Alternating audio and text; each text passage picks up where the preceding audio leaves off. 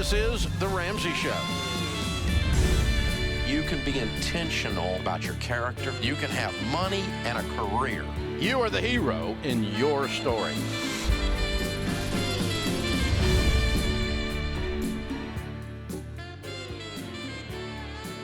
Live from the headquarters of Ramsey Solutions, this is The Ramsey Show, where America hangs out to have a conversation about your life and your money. I am Ramsey personality Rachel Cruz here, and co-hosting with me today is Dr. John Deloney. Welcome, John. Thank you so much. Glad to be on with you. And if you guys have and also with you. a question about life, money, relationships, anything and everything, give us a call at 888-825-5225. We're going to start off with Jared in Jacksonville. Hey, Jared, welcome to the show. Thank you guys for having me. I appreciate it. Absolutely. How can we help? Hey, so I'm a recent college graduate, and I've got a job lined up in the ICU, and was curious if I should use the money I've got saved up and start focusing on buying a house, or save that money and put it towards grad school in a few years. Is grad school going to be a reality for you? Do you know, or is that just a possibility? Yeah, so I think I'm pretty much determined on going to CRNA school and getting my anesthesia degree. Okay. And I have to work 2 years in the ICU before going back. So right now it's kind of just whether or not it's smart to rent. I know the housing market has been insane now, so I don't know if it's smart, and wanted to get your opinion on getting a house. Yeah, it's a great question. You know, I mean, whenever there's a big life change that's happening, you're graduating, you're getting married, anything. When it comes to home buying, I always kind of just like to take a deep breath, because there can be a lot of change that occurs, whether it's moving cities or what you're wanting before this life change could be different than what you want after, and all of that. So especially since you know you're going to be going to school, you might be not going to school in Jacksonville, right? Like you could be moving. Correct. To be going to school. So if you're not going to be settled for more than 4 or 5 years, I would not recommend buying a home, because taking the hit, and because the market, it is so crazy. I would hate for you to like buy at the top, for instance, and and in who knows, 24 months, what it looks like. So if I were you, I would definitely rent, because this is a big transitional period. And I think there's something about permission. Maybe I'm reading into this call, but you have permission to rent, dude. And the people you work with are going to be like, you're just pissing your money away, dude. And you can just smile at them, because you'll know you're unshackled, and you can move where you want to. You can date who you want to, when you want. You know what I mean? You'll be free to move about the country while you're getting your 2 years in, going to grad school and stuff. Okay, perfect. And I know I'm going to try to save about $30,000 a year, to help go towards down payment and master's. So I'm definitely trying to live frugally, and even though I'm renting, save as much as I can. It's awesome. So I appreciate you guys. Yeah, you bet. Get some roommates, man. You'll have a couple of fun years, and you're not gonna hang out anyway. You're gonna be working like crazy. And it's so funny. I feel like the home ownership conversation, like there is something very special about owning your home, right? Like you're putting roots down, it's there, but you also don't know and don't think about always all the other expenses that come along with being a homeowner. Like it's up to you. Like there's no one, anyone fixing stuff. For a couple of years, for 1 year, it was 1 year, maybe 18 months, when Sheila and I sold our house and moved into residence hall to pay off everything. I had done the math on how much our mortgage was, how much we would save. Yeah. We saved infinitely more, and I had not calculated the hoses and the repairs and the nozzle on the thing and none of that stuff. And then you add up the electricity and it's all yours. The air conditioner. Yeah. I undershot it probably by half, if not 3 times. I couldn't believe how much money we saved by not owning. Oh, yes. I know Winston's grandfather, he's passed now, but I remember he always said, the cheapest day the cheapest day you own a home is the day you buy it, or so. It was something on that idea, right, that like, because then from there the cost, it goes up. So expensive. Such a good question. All right, up next we have Alex here from Washington, Kent, Washington. Hey, Alex, welcome to the show. Hey, Rachel. Hey, John. Happy Monday. Happy Monday. How can we help? So I have a personal loan for my mortgage at 0%. I am trying to figure out if it is smarter to set aside my those extra payments I want to do. To clarify, I'm in step 3, so I'm just building up my emergency fund. Okay. And because I don't have any interest on it, if I should just set aside that money, maybe find something to put it in just to gain a little interest, or if I should just keep tackling on it since there's no interest on it. Sure. So you took out the personal loan as your mortgage is what you're saying. Correct. And how much is it? It's around $300. Around $300. Do you have like a family member that loaned you $300K for your house? Indeed. Okay. Yeah. All right. Yeah. So, I mean, in that case, I think I still, because it is for your home and because of the amount and what it is, I would bucket that with the baby steps and baby step 6. So I would go ahead and go through and go ahead and, continue baby step 3, saving up your emergency funds, start funding retirement, and then baby step 6. And then I would tackle it as if it's baby step 6 for you, where you're paying this off. So the zero interest thing, again, people get so tied up in the math and like, okay, I can put my money here and earn this and that and that. But for right now, I would follow the baby steps, Alex. And then when you get to that baby step 6, that $300,000, yeah, that's your mortgage is how I would look at it, and that you're putting that money in, and especially since it's from a family member. Yeah. I hope that gives you a little motivation. Who is your family member, Alex? Who is it? Oh, it's my father. I'm not going to ask you to say anything negative about your old man, but does it feel weird having this hanging over you? Because it would for me, and I love my dad. No, it doesn't for you? No, I have a really good relationship with him. Okay. What we've seen over and over is the relationship's great, and dad is so well-meaning, and the recipient is so well-meaning, and then let's don't drive that car. Or, no, my grandkid's going to go to this school. Or, why are they wearing this clothes? You don't even have a house payment. And it begins to cloud things a little bit. You may be the one in a million who dad just wrote an interest-free $300,000 check because he loves his son, and if that's the case, then way to go. I'd still pay it off as quick as I could. Yeah. In baby step 6, but in most cases, when a family member, someone you love, someone you are in a relationship with, you owe them money, it just changes everything. It changes the dynamics in little ways and in big ways, and I just steer clear of it. And again, I love that you pointed out, because I'm like, it could be well-meaning, right? Almost always it's well-meaning. Yeah. But there's always this thing, because the borrower is slave to the lender. When your master is your dad, it does. There's a level there that it's like, okay, there's a little bit of that string attached in life that you owe this to me. And there's also this when your spouse, and it's to think through, my father-in-law owns us. You know what I mean? Like our father-in-law is, I would rather pay the interest rate and get a traditional mortgage than take a 0% interest from a friend or family member. Yeah. That money would be worth preservation of that relationship. Of that, the safety net of it, Yeah. even. Yeah, of keeping it away. Yeah, it's an interesting thing. And again, money's a tool, right, to help you in your life. And a lot of parents and family members, they do this to help. But just be careful, Alex. And again, pay it off ASAP on the baby step 6. Thanks for calling. This is The Ramsey Show.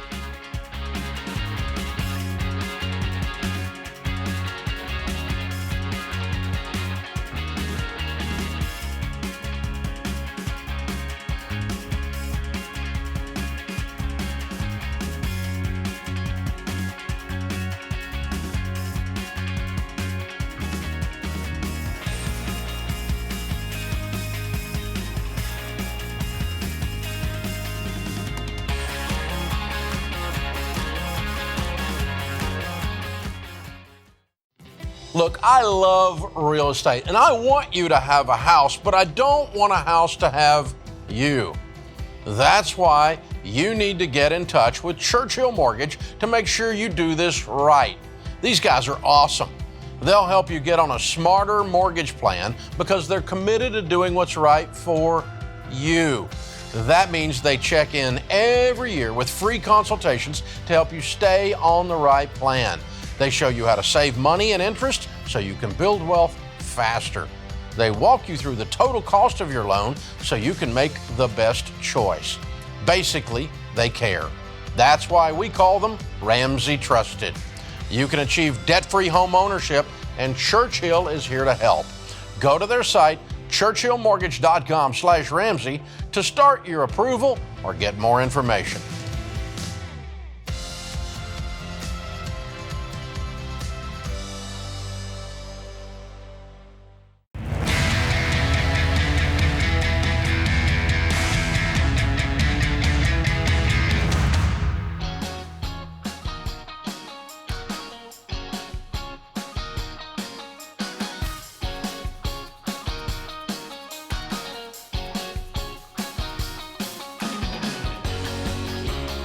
Welcome back to The Ramsey Show. I am Rachel Cruz, co-hosting today with Dr. John Deloney. So give us a call at 888-825-5225. We're here hanging out with you, America, talking about your life, your money, relationships, anything and everything. So give us a call. We have Kyle from Atlanta up next. Hey, Kyle, welcome to The Ramsey Show. Hey, guys, really cool to talk to you guys. Really appreciate it. Absolutely. We're glad you called. How can we help? Just a couple of quick questions and then a bonus question if you guys have the time. Well, I think we got some time, Kyle. So, I've recently just got engaged. And, Congrats. Thank you.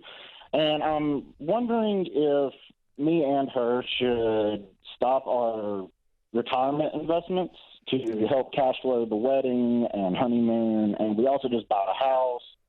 And that sort of thing. And the other thing, too, is since we are engaged, do we need to start combining our money now or wait till after the wedding?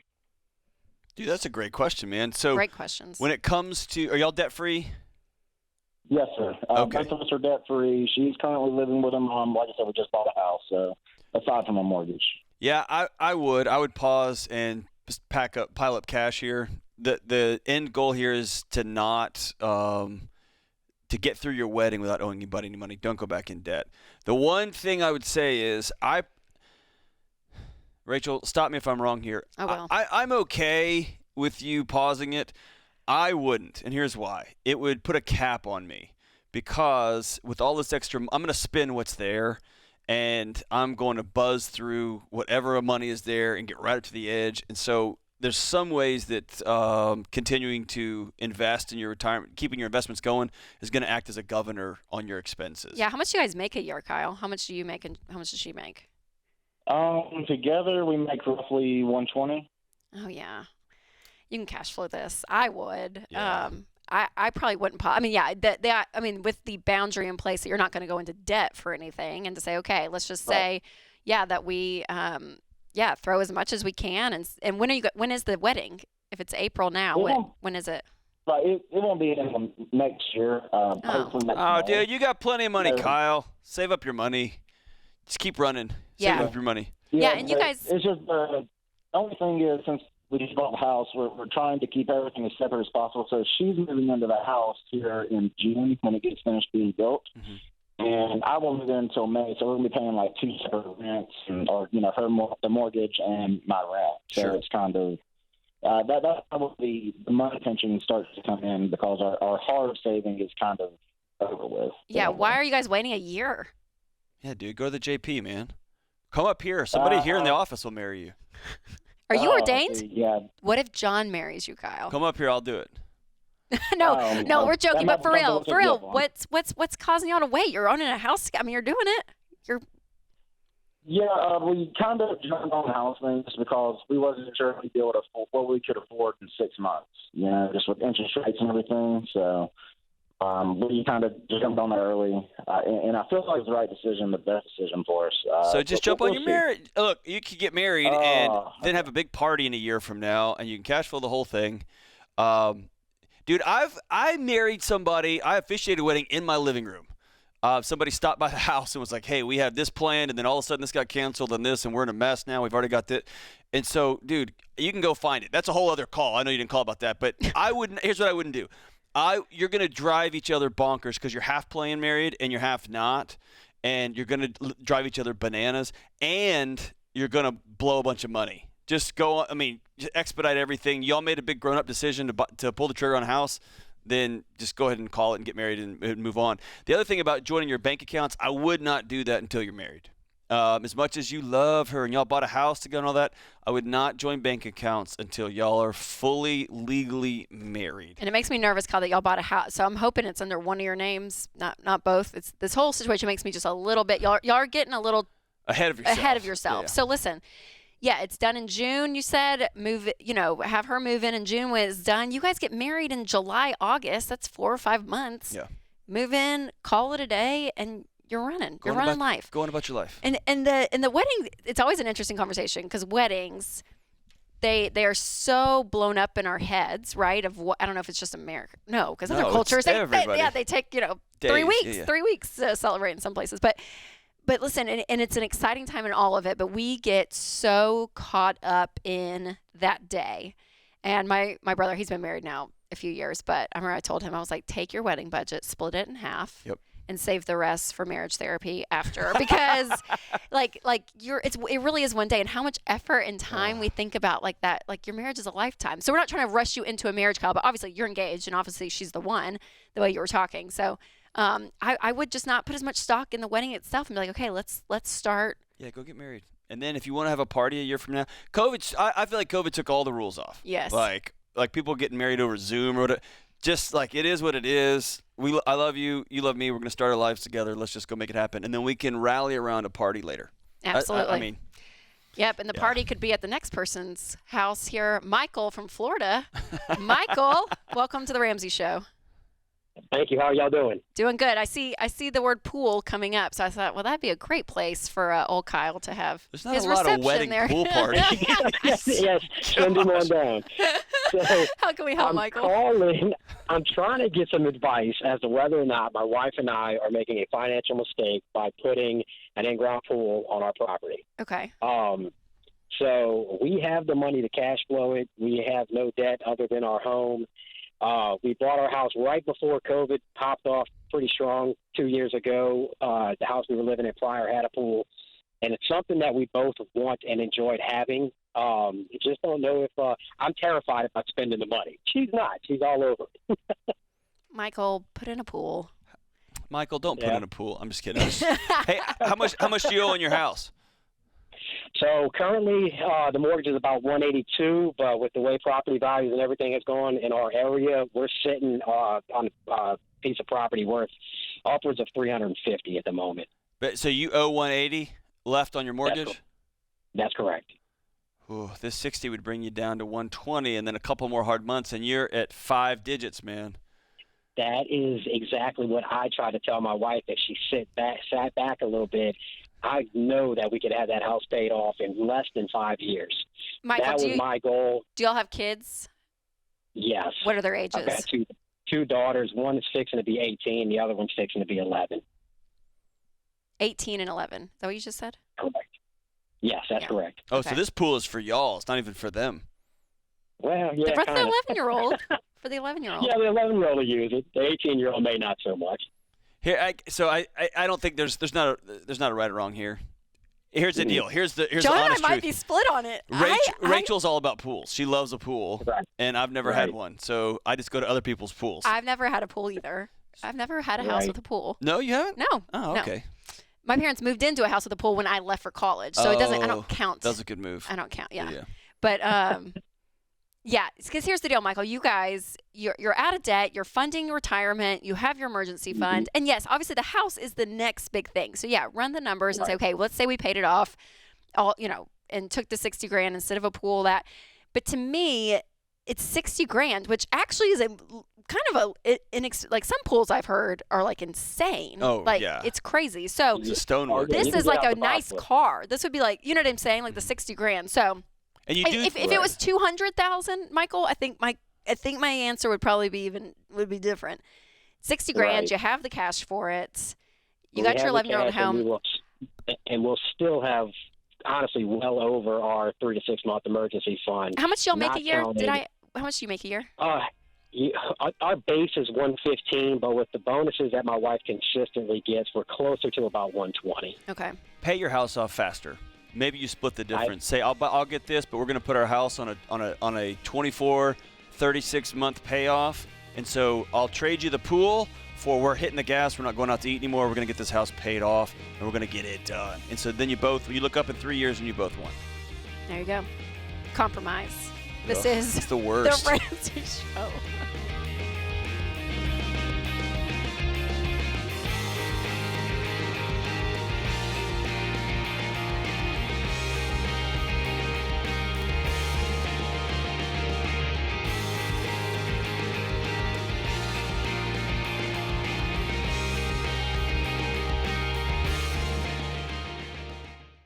Chaos. That's what it can feel like when your business is growing so fast you've outgrown your financial and accounting software.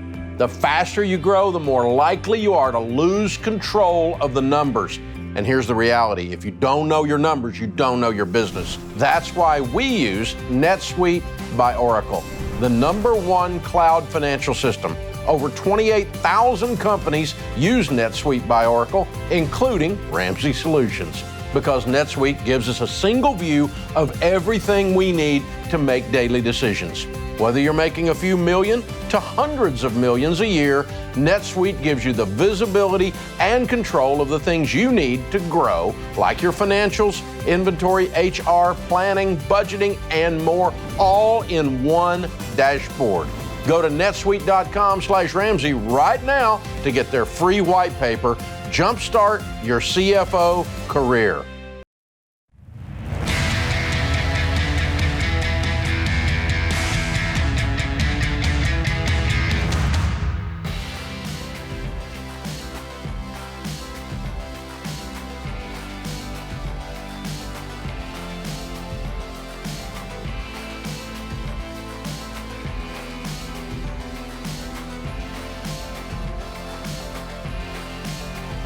Welcome back to the Ramsey Show.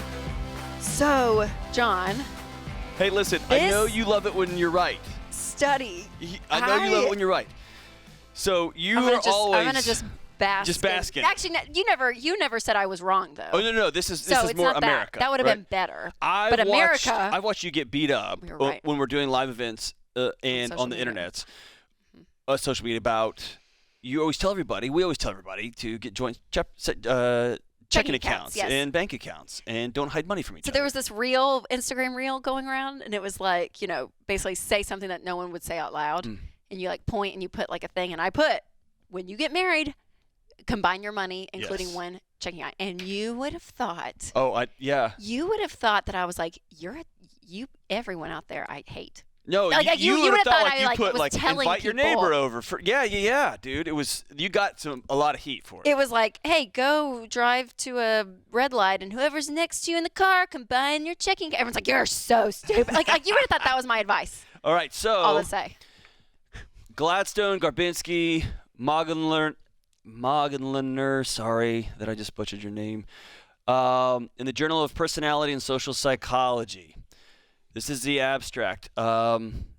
Ultimately, when couples decide to share their lives, they're simultaneously faced with a decision of how or whether to pool their finances. So this group of psychologists is doing a study to find out, does the way in which couples keep their money affect happiness in their relationship? So they took the Rachel Cruz-ism, the Ramseyism, and said, we're going to put it to the empirical test. Now, they did 6 different studies. Now, I haven't read the methodology here, so this is just the abstract, but their sample size was almost 40,000 people, including primary and secondary data. Which in your world. That's a lot, right? That's a lot. So, again, I haven't looked at the methodology, but here's what they came across. Across 6 studies, about 40,000 people, that couples who pool all of their money compared to couples who keep all or some of their money separate experience greater relationship satisfaction and are less likely to break up. Joining bank account, though it benefits all couples, the effect is particularly strong among couples with scarce financial resources. So empirically, if you will put all of your money in the account and deal with all of the anxiety and all of the hard conversations and all of the push and pull that will entail, the data says you're less likely to break up and you are more likely to experience greater relationship satisfaction. And what else do we want in a marriage? To not break up and to experience satisfaction in the marriage. Well, and we talk about this a lot in Money and Marriage, but it's so in our event, but it's so funny to me. And you're the one that said it, so I want to coin you, but I'm like, you will share a kitchen with someone. You will share a bed with someone. You share your genetics with a humans together. With a little person running around. You're sharing. Literally, your genetics are sharing. We grew a human together. But when it comes to your checking account, it's my money. No, I earned it. No. Where's my $300 for the light bill? It's like, what are you talking about? You know what I mean? Yes. It blows my mind. And I do know people have a lot of trigger points and fear around it because of past experiences, right? Like there's legitimate. People walk through legitimate pain and hardship to get to that and to say, I'm too scared now to still go in full force to my second marriage or whatever it may be. But still, okay, so if you're choosing to get married, you guys, if you're choosing to share your life And the reason you don't is another reason is people say, well, we just fight all the time. We fight all the time. It's easier just to avoid the conflict. And I'm like, but that's the exact conflict you have to have. Yeah. To have a better marriage. You're just avoiding it. And when you're avoiding that, you're probably avoiding other things, right? I was going to say, like, if your thought is, I can't ever have that conversation, it's just going to end in a fight. Or I can't ever talk to him or her about this because it would, then don't get married. Do not get married, because that gap in communication, that gap in the ability to have hard conversations and do hard things together will show up somewhere, and there's going to be kids involved, or there's going to be a mortgage or a business involved, there's going to be in-laws involved. Yep. It only magnifies from there. So if the thought of sitting down with somebody you're dating or engaged to and saying, hey, it's a big deal to me that when we get married we pull all of our money together. If you can't do that, call it. Because what's coming for you is going to be worse and worse and worse and worse. Okay, so for people that are married, though, and that this is still a point, they're like, yeah, I had a DM come through. Someone slid into your DMs? They slid into my DMs. And I don't always check it, but I was just home and I was like going through them. And she was like, yeah, I'm thinking about getting a separate checking account for just my spending, because he kind of harps on what I spend my money on, and I'm kind of just tired of it. So we do everything else. We budget together that, but just my spending, I want a separate account. And I messaged her back. I was like, hey, no, because the issue is not having a separate account. The issue is that your husband's either being kind of a jerk and poking at you and bringing up things in the past to throw in your face that you've spent, or maybe what you're spending y'all aren't agree on and he's frustrated. Like, I don't know who's right or wrong. It sounded like, she was more right, but obviously she was the one that DM'd me. But I was like, no, you don't put a Band-Aid of things on your relationship. And that's what people I feel like do all the time. We'll just figure out systems in marriage with our money so that we don't have to go there. We don't have to engage. We don't have to go there. And I'm like, go there. It's painful and it's hard, but it's worth it. Like that's a deeper marriage. And finding out as much as you love somebody that they're not going to be your forever person because they can't honor your safety. Before you get married, not willing. Call it, right? And if you are with a spouse who steadfastly refuses to join, then here's what I want you've got to go connect with somebody. That's when you call and say, I'm going to go start seeing somebody. I'd love for you to join me because this marriage isn't safe. Yep. Because you don't trust me. We don't trust each other enough here. And you and I both heard of people who blow all the money because they've got addictions, who blow all the money because I just need a new rifle. And it's like, well, yeah, but we need diapers. It's like, well, you figure that out. Yeah. Everybody knows of that. And so we're not talking about those There's a small percentage. Yes. Right? Or there's, an addiction with gambling or something else. Yes. But for most people, most of the time. Yes. Put your money in the same account. Yes. Right. And here, we won't keep harping on this, but another thing too that I would love for you to speak on though, is that I hear for women especially, don't depend on a man. Like it is independence is celebrated. Yeah. Where it's like, oh no, I can take care of myself. I don't have to depend, And that idea, that can rot a marriage as well, right? Yeah. This idea that I'm going to continue to stay separate from you to take care of my own self. Yep. That's still a level, a guard that's up that you're not allowing. Terry Real, who I consider America's greatest therapist, he's just extraordinary. He's a great author. He says that the great lie that women were told coming out of the 50s and 60s and 70s is you don't need anybody and you can do this all by yourself. And the great lie that men were told is the rules didn't change, because the rules did change and your wife got a seat at the table. When I was doing research for my book, my mom, who got married in 70, was not allowed by law to go get her own checking account without my dad's signature until 73. Oh, wow. This is our parents, right? Yep. This is the arc of our parents' relationships. I blew my mind, right? So the rules changed. For men and women. Men have to do things differently. Yes. They have to be more inclusive. They have to sit at the table. They have to have hard conversations. Yes. They have to invite partners into these conversations in ways that their grandparents didn't. Yep. And the lie that, you can do all of this by yourself is not true. We're not wired that way. We're not built that way. And that's not woo-woo. That's co-regulated science. That's who we are. We got to do life together. Yeah. Man. So you guys, hear us say, please, I know we're kind of harping on this topic, but for real. It's hard, man. The money and marriage conversation, it's so tough because your marriage issues come out in all different ways, and money is one of those avenues. It comes out through money. And so there can be tension, there can be fights, but digging in and working on what's really going on underneath the surface and seeing yourself as a team and you both come to the table. That's right. Sometimes it's all put on the woman, and it's because she's the one that's doing a lot of the household spending and all of that. We see that in studies. And so for some women, they feel very isolated because their husband's not helping. He's not engaging in the conversation. Or the flip is, my dad did it, I'm doing it, And the I'll flip is figure it out. that. Yeah, I'm gonna just yield to him, and he can just no. You have a voice too. Step in, and you guys working together. You're gonna be different. Opposites attract. So be prepared for that. We both feel that. Right. In our marriages, but man, I'm telling you. Combine this. Your marriage has to be so tightly unified, and use money as a tool to be one of those things that helps. This is The Ramsey Show.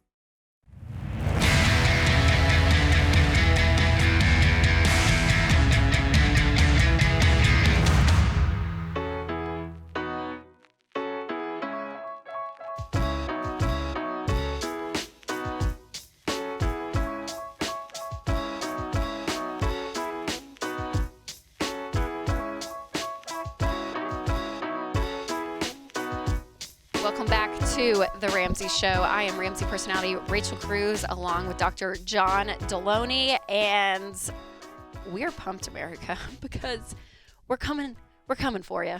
We are now hitting the road. Sounds so dramatic. For live events. We're coming for you. For when it was part of your job for 10 years, and then you can't do events for 2 because of the old COVID. Now it's back. Now we're Events are back, and we are back, and we are so excited. So our Building Wealth live event is coming to Vegas, whoop, whoop, and Orlando, Disney World. I mean, my two favorite places. It's great. If you want to see Wheels Off Rachel, you can see Rachel in Vegas or in Orlando. Or at Disney. We get them both. I can't wait. But we are traveling with this event, Building Wealth, because it's such a hot topic, because I feel like there's so many options. People are talking about getting wealthy, whether it's crypto or single stocks or zero down real estate. Pokemon cards. Everything. All of them. It's like everyone just wants to get rich quick. So Dave Ramsey, George Camel, Dr. John Deloney, Ken Coleman, we're all going to unpack all of these topics. And you and Ken are actually going to be doing a free bonus lesson before the event and talk about balance of your work and relationships and live a richer life, which sounds awesome. Yeah. So fun. So Vegas, we're coming for you on Thursday, May 5th, Orlando, May 19th. And again, we're so excited because we actually have confirmed 4 more cities for the fall of the same event. So we're pumped about it. But again, for here in the spring, Vegas, you are Thursday, May 15th, and Orlando, Thursday, May 19th. You can get your tickets starting at just $25 or get a 4-pack for $60. Just go to RamseySolutions.com/events to learn more. All right, coming up next is Cliff from Indianapolis. Hey, Cliff, welcome to the show. Hi, Rachel. Hi, John. What's up? Well, I am wanting some advice on how I can work with my parents on taking care of some of their debt that my sister and I have discovered that they have. And my father, he's kind of the one that takes control of the finances. And when I explain to him the baby steps and financial piece, he kind of grunts and groans, doesn't really want to change his ways. And so I'm just trying to figure out, how do you go about that, working with parents that have some financial issues? Yeah, it's a great question. Cliff, how old are you? How old's your parents? My parents are in their early 70s. I'm late 40s. Okay. And what did you guys discover? You said you and your sister discovered some debt that they've had. Whoa. Yeah, credit cards, personal loan. I think there's a timeshare that they're paying on. So a bunch of stuff. And they have not come to you stressed out or anything. You're just seeing all of this and thinking, oh gosh, they're not in a great spot. Right. Yeah. So it's been my experience that on 2 issues, parents do not receive advice from their kids very well. Sex and money. If you happen to show up at Christmas and you're 35 and your parents are 70, you're like, Mom, here's how you need to start wooing Dad. She'll just cut you off and be like, how about you go out and sleep in the yard, right? So they're not going to hear that. And the same is, hey, you know what y'all should be doing with your money? For most parents, your dad knows how much debt he has, and he knows the mess he's in. He knows the math. He knows it. And when his son comes to him, a son who loves him and who cares about him, is trying to do the best for him, it's such a shame-inducing conversation that every response mechanism he has to deflect that shame kicks off, right? The grunts, the whatever, your mother just all that stuff is his body saying, I know, and it's too big and it's too late and I'm scared. Okay? Here's the hard part. My experience has been there's not a lot of movement there. The one thing you can do is to have a conversation about connectivity. Here's what I mean. Hey, Dad, let's go to breakfast. Hey, I've had some success with this stuff. If you ever need something, I want you to know I've made some stupid errors too that you don't even know about, and I'd love to be a first call. And I love you, and I love Mom, and I want y'all to live to be 140 years old. If you need anything when it comes to talking about money, I'm an open book, and I'll help in any way I can. And that makes it more of a connection conversation, a relationship conversation, and less about a failure or you didn't do the X's and O's right. You hear the difference? It's subtle, but it's massive. Right. Yeah. And that makes sense. Other than that, man, it's tough. I know. Yeah, It is. yeah, that's what I was going to say, though, is I feel like any conversation that I hear that is successful between a child to a parent, and that is them just sharing their own experience, the child, right? And just saying, hey, here's what we've done, and it's been amazing, and the benefits of being debt free and having this emergency fund, like it took so much stress off that I didn't even realize, and we're just really pumped about it. And hey, Dad, if you guys ever have a question or anything, I would love to sit down and talk, because I've seen the flip side of this. Yep. And now that, or even, I don't know if this would be another avenue too, Cliff, but because of their age, talking to parents about their estate and their will, like all of that, which kind of gets into a different type of conversation because you're talking about death as well. But just the idea of, hey, we want to honor your legacy and what you and Mom have built over the years over our life. And so whenever you want to dive into that, the more details me and your sister, can have around that to honor you guys. If something were to happen, like, we want to know that and be on the same team with you all. So that could be another door that sort of opens it. That's actually a great, it's one of those things I forget all the time because my dad was a homicide detective. We've been talking about death. We talk way too much. Our family can be uncomfortable. We talk once a year. Yeah. We have a once a year family meeting at the Ramseys. So if that guy dies, right, that's actually a brilliant idea, Cliff, is to call your dad and say, or maybe send him a text and say, hey, I'm going to call you this week. Need to talk will. And that way he's got a moment he's got a day or two or three to wrap his head around this conversation, and then say, hey, I had a buddy whose parents passed away. I just saw something on TV. It's just been something that's been in my soul. I want to make sure that you and I are on the same page with how I'm going to take care of Mom if and when something happens to you. I want to make sure that we've got it all down, that if something happens to Mom, that we are going to honor you and love you and honor her the best way we can. And can we sit down and talk wills? And I don't care about who's in the will or I don't care about any of that stuff. I just want to make sure we're honoring you guys the right way. Some parents take that again as, they're just after our stuff. You can't control that. What you're trying to do is on the front end, honor and love your parents the best you can. You can't control how they choose to internalize it. Yeah, that's right. All right, up next is it Bavik? Bavik. Is that right? From Raleigh? Did I say it right? Yeah, you said it right. Bavik, what's up, man? Welcome to the show. How can we help? Yeah, I want to say thank you to guys. I've been following you guys for a while now, and I learned a lot of things from you guys. Today I'm calling to get an advice on a situation that I'm having. So my Amex account was charged off on December 2020, and the collection agency, it seems like I'm not able to find that listing in my recent credit report. So I'm wondering, is it worth paying off that collection when, trying to reach out to the agency and, working up a deal with them? Yeah, is the collection, are they actively calling you as of now? They haven't called me, I would say, since last 6 months. In the last 6 months. And how much do you owe on it? I owe them $3,400. $3,400? And it's not on your credit report? No. I saw Experian and the TransUnion credit report. Neither of them has that listing. And can you go back in your own records and know that you had $3,400 on this Amex? Yeah, because the Amex, they do report to the credit bureau, and I see that, they have charged off on December 2020, and the amount was $3,400. Okay.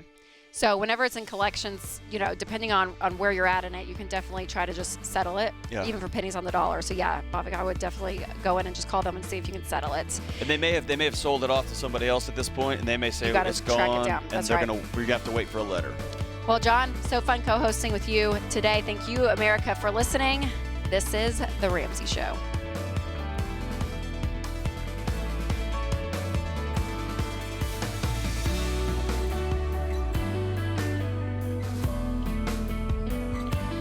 Hey, it's John Deloney, co-host of The Ramsey Show. Did you know over 18 million people listen to The Ramsey Show every week? A lot of those people listen on one of our 600-plus radio stations across the country. To find a station near you, go to RamseySolutions.com/show.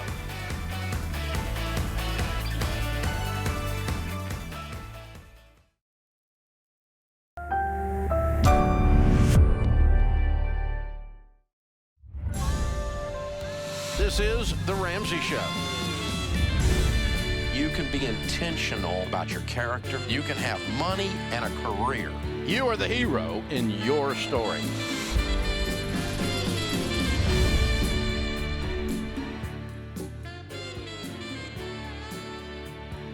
Live from the headquarters of Ramsey Solutions, this is The Ramsey Show, where America hangs out to have a conversation about your life and your money.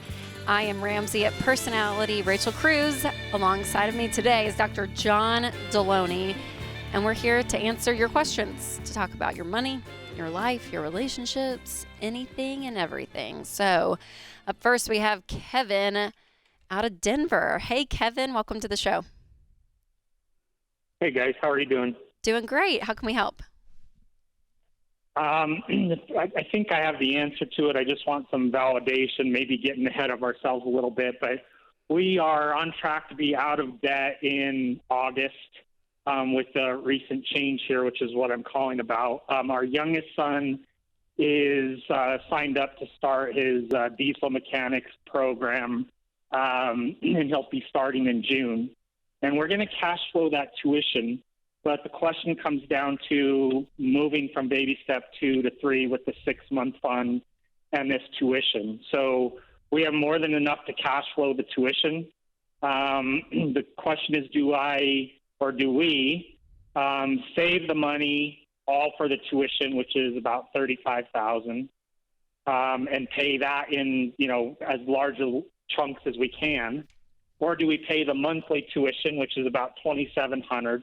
And put towards the 6-month emergency fund? The way we always answer these questions, Kevin, is if I were to wake up in your shoes tomorrow, what would I do? And if you have enough money to be able to say, yeah, let's do the monthly installments and save up for the emergency fund, that's the route I would take. Absolutely, 100%. The chances of something going sideways, the chances of your son changes his mind halfway through and he wants to go through another program or something like that. I just worked with college students forever. Everybody changes their major. Everybody changes their interest. Not that that's saying that's going to happen, but I would much rather see him have some skin in the game. You guys have an emergency fund, and let's take this one step at a time. Yeah, and Kevin, it's such a noble and honorable thing to help your kids with school, right? Anything beyond high school to say, hey, we're going to be able to help assist you financially is a gift. That's a huge gift. Yeah. But I also, when we do the baby steps, that ends up being baby step 5, where you already have you and your wives, everything is settled, or you have a solid financial foundation of an emergency fund, you're funding retirement, all that before you get to this step. So you're jumping ahead. Yeah. You're jumping ahead a little bit on the baby steps. Now, if you're able to kind of cash flow it and keep that in your expenses, you can, but also, your son, he can get a part-time job too. He can help, throw some money at this. because I do want you guys to be stable, because if something were to happen, Kevin, and you guys don't have that emergency fund, then you're in an unstable situation. He then is in an unstable situation because he's not getting his monthly stipend from you guys that he's used to, all of that. Do you know what I'm saying? So having more of a foundation there would feel good. So even if you said, hey, we're going to pay for the first 2 months, son, if you're able to put some money aside so that by that third month you have money as well while we're saving up, you guys can kind of go at it at a team effort. But that's a very generous team effort from you, Kevin. I just want you to hear that, that you don't have an obligation to pay for your son's stuff. If you have the money, it's awesome. But how do y'all feel about him having some skin in the game, participating in the payment? We definitely want that. I mean, we cash flowed his brother's 4-year tuition, and so we did that, and they do work during the summers, and but our thing has always been, look, as long as there is commitment and good grades, and you are working, when school's not in session, then that's what we were willing to do. And he is working now. He has some money in savings, and so the plan is hey, that's not money to blow now. That's money to go towards your gas and other expenses and what have you as you're going through the program. So I would say, go ahead. Go ahead. I was going to say, no, go ahead. I would articulate those things and sit down and say, hey, here's what I'm going to do. Tell him, I got the money, and I'm going to make sure our whole family is financially secure. And here's what you're teaching him. You're teaching him how you handle money, which is a gift in and of itself.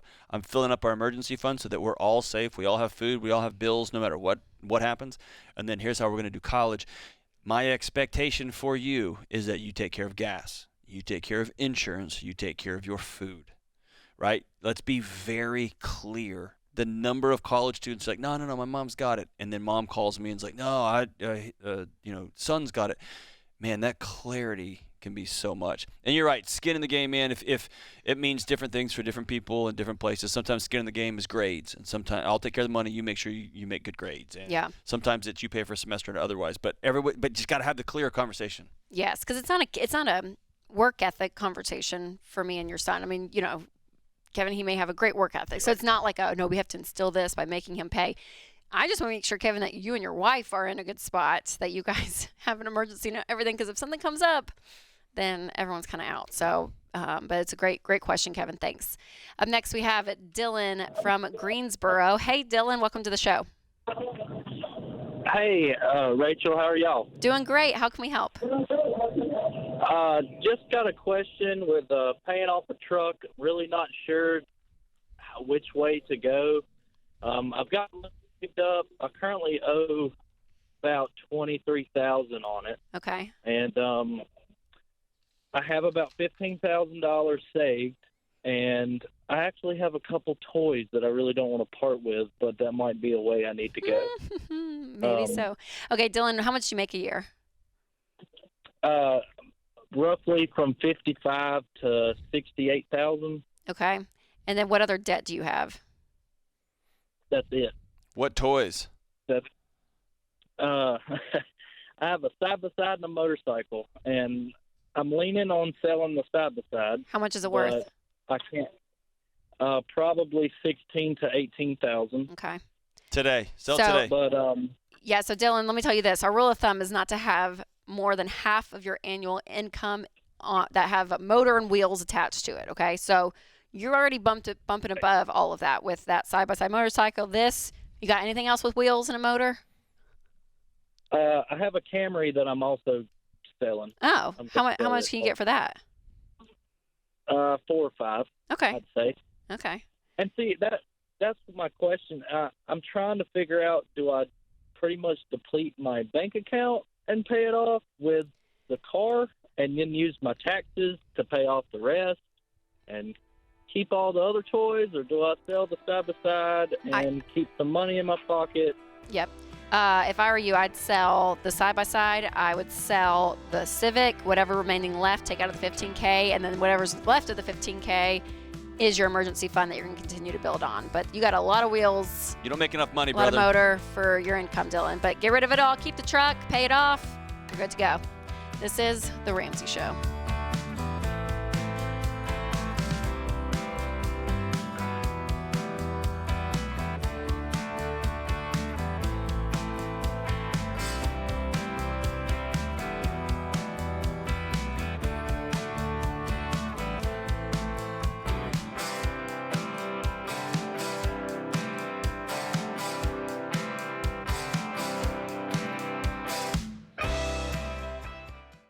We were drawn to Christian Healthcare Ministries because we both had young families and we wanted to have more children. And we had also just started a real estate company and needed to find healthcare coverage that would meet our needs. We were attracted to CHM because of its low monthly costs and the ability to negotiate medical costs down.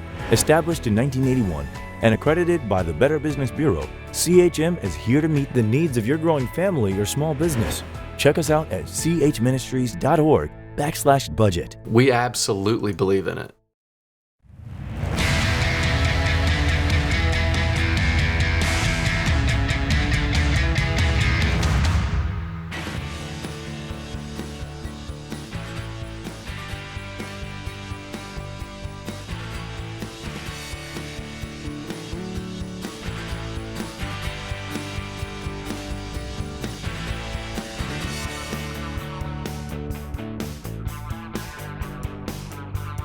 Welcome back to the Ramsey Show. Hey, Rachel, this is a big shocker. You're more fashionable than me, right? I mostly wear T-shirts and black dress shirts over and over and over. I'm going to say correct, John Deloney. Correct. You're bejeweled and bedazzled. So, all right, I need you to help me with something because there's a thing going on in the Americas, in the world, that I literally don't understand. And It's in the new world. It's yes. It's in the internet. Literally a new world is what it feels like. So here's what the article says. Imagine it's 2050. You're walking around Times Square in a puffer jacket. Nope. I'm just going to stop right there and say no, but I'll continue. I can't. Made of pixels and the code that made the Matrix itself. You look cool in the green fit, to say the least. I'm going to disagree. You don't look cool, but continue. You've even paired this out-of-the-world garment with some dark shades to elevate the wow factor. What if I told you it already exists in the digital world and you could wear it? Rachel, not only am I not cool in regular world, in real world, in America, I'm not cool on the internet world where I guess I have another life where I can buy digital fashion. I guess it became through Skins with Gamers. It's a $40 billion a year. To buy clothes. We could solve hunger in America with less money than that. Than people who buy imaginary clothes in an imaginary world with swords and dragons and stuff. Now listen, Adidas, Armani, Calvin Klein have dabbled in digital fashion. What is happening? What is happening? I don't know. The metaverse conversation. I really don't get it. I will say we bought an Oculus. Yeah.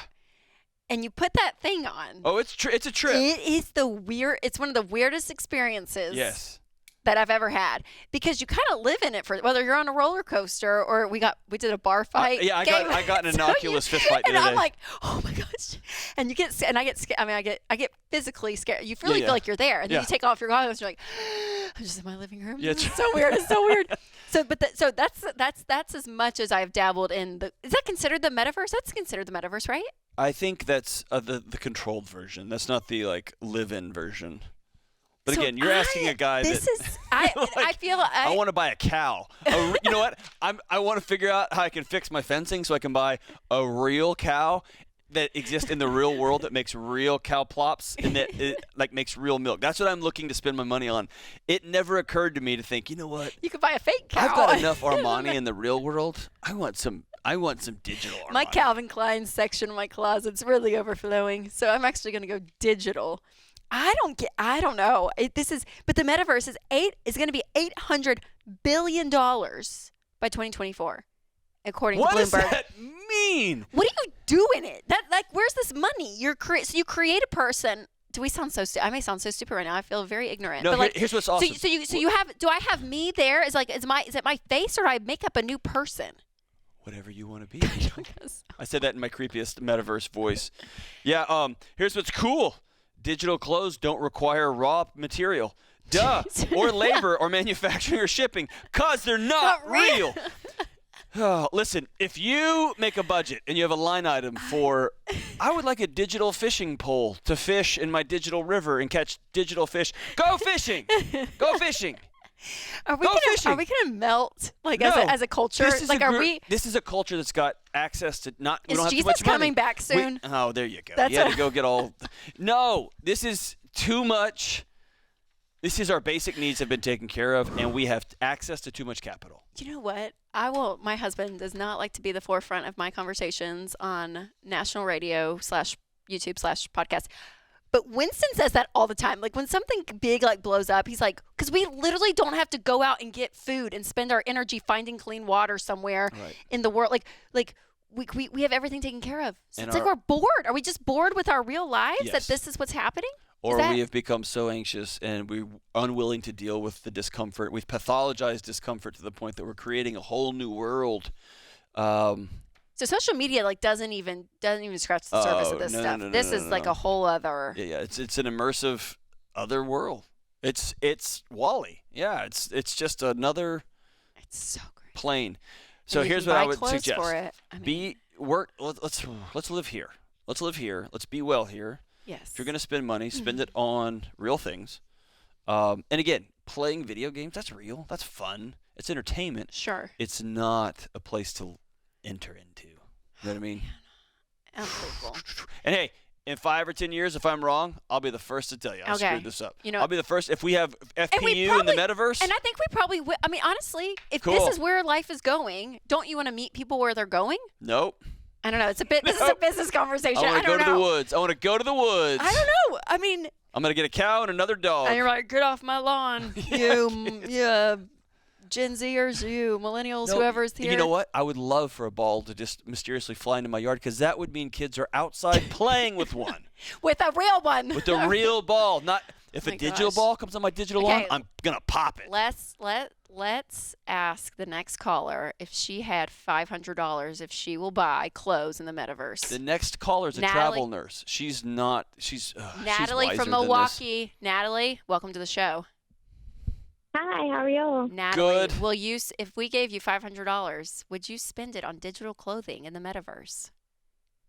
Absolutely not. Oh! I would go straight towards my student loans. Yes!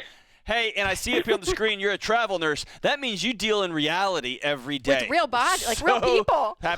Real blood. I'm a travel nurse's spouse, so I'm not the travel nurse. Oh, okay. Oh, so you get to wash the clothes. Okay, so how can we help? I just wanted to, first of all, Mr. Dr. John Deloney, I recently purchased your book. I'm really excited to get it and read it. Thank you. Thank you. I had a question about being a travel nurse's spouse. We're in a new city, away from family, friends, and I feel like I'm holding my own pretty well. Going to the gym, exercising, have a church family here. Basically, my day-to-day tasks, I take care of our dogs, go grocery shopping if I need to, fix dinner, exercise with my husband at night. But I feel like my mental health isn't going so well. I've struggled with it in the past. Definitely, I know the steps that need to be taken. Probably the lack of social interaction is one of the biggies. Yep. But what suggestions would you might have for someone in my situation? That's such a great question. And with so much mobility happening in the country right now, people moving and changing jobs, and then the last study they just got there, and now they want to move again. Thank you for asking this question. It's going to help a whole bunch of people, okay? The first thing is if you've got past mental health challenges that you've worked through, one of the first things I would do when you move to a new community, set up, find out where the dentist is and find out where your primary care physician is going to be. Find a local counselor that you trust, or if you're able to, if you're in the same state and you can keep the one and you can meet up electronically, make sure you've got that anchor point, okay? And that's for dealing with any of the mental health challenges that you struggled with in the past. This is going to sound counterintuitive, but I want you to act like you're going to live there forever. I want you to develop relationships and friendships because you've got a brain right now that's screaming for connection. And it's hard with shallow roots because there's that part of you that wants to make friends and connect and, hey, what's up? Why don't y'all come to dinner? And there's that other lingering part that knows we're about to move anyway. I want you to not live that way. Invite people over to your house. Be hospitable. Go first. Take a risk. Say, hey, y'all want to come have coffee? And if they say no, that's because they've got things in their life. It's not a reflection of you. Go first, go first, go first. Make it a regular part of your calendar, a regular part of your week, and hang on to those relationships. And do it again in the next city, and do it again after that. We'll be right back.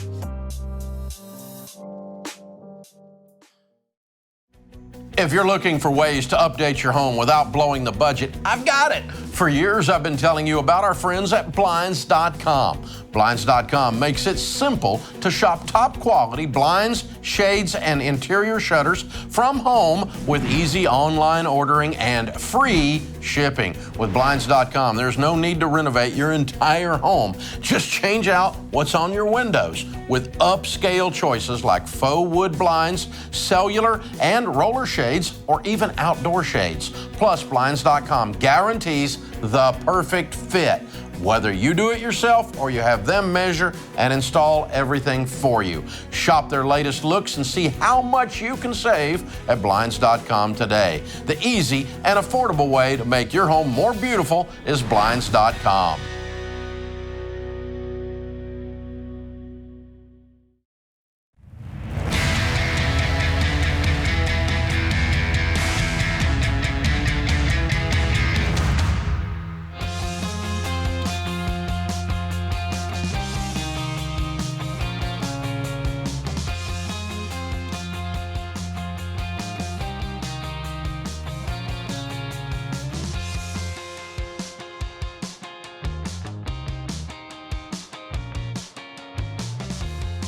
Welcome back to the Ramsey Show. And our last caller mentioned it, John, but she said she pre-ordered your new book, which is so exciting. Own Your Past, Change Your Future. I know that makes 2 sales, my mom and the last caller. That's so exciting. Natalie. And Natalie. Oh, so glad. But you can pre-order, again, today. It's April 4th, and you get the free ebook. They'll just ship it to you today. Tomorrow. Yeah, or 2 tomorrow. weeks before the book is available to the public. I know. I found out about that on Friday. They don't run any of this by us. That's amazing. Yeah, it's great. That's amazing. Okay, so I want to hear from you because we haven't even really talked. I mean, I haven't heard. Yeah. I mean, I know about it, obviously, but me and you have not really talked about the book. And books are exciting. They really are. If you have a message that you're like, man, I just want more and more people to hear this. A book is a great way to do it, right? Okay, so for you, what's the motivation? What's about? Tell me all your thoughts around it. If the number of people that I get calls all over the place, all over the country for people, hey, would you be my counselor? Would you be my coach? Would you sit with me and my wife? Whatever, and I can't do that.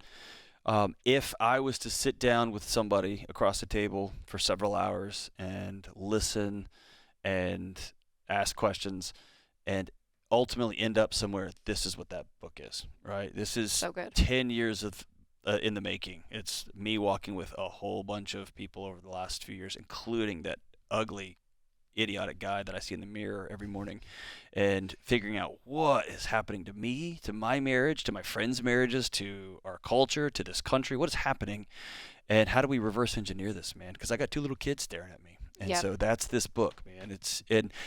Somebody brought this up in an interview, and I'm glad they did. I've read 1,000 mental health books and relationship books, and they're all so good. There's a bunch of great stuff out there. But the thing I wanted to make this book different is I'm not talking at you in this book. I'm walking with you in this one. So it's not another mental health book. Not everybody needs a mental health book. Not everybody needs a new relationship. This is me walking alongside you, and I don't care where you are in your life. I've had 7-year-olds read it, and I've had middle schoolers and high schoolers read it.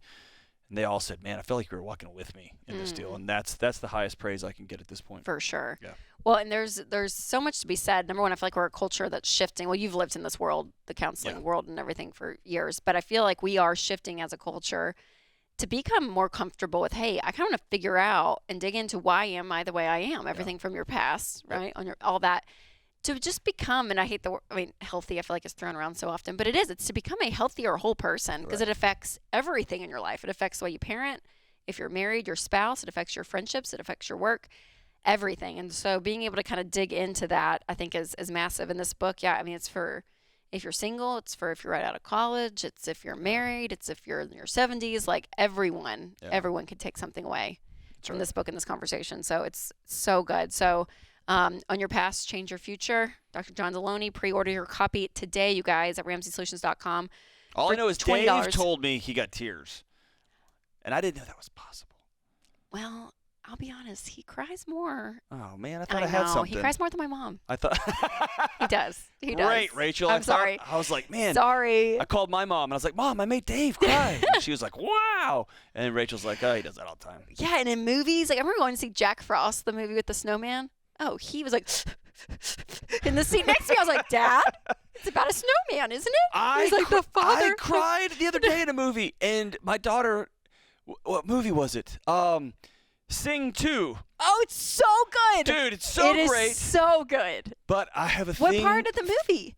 That song, I still haven't found what I'm looking for. Gets me every time. Oh, she's out there, little porcupine with No, forget porcupine when the lion comes out at the end. Oh, because he's changing his future, John. He's changing his future. He owned his past, and he changed his future. And Bono is a dude, lion. Bono is a lion. And my daughter's 6. I think she was like, what did I do? What did I say? What did I do? Why is Dad crying?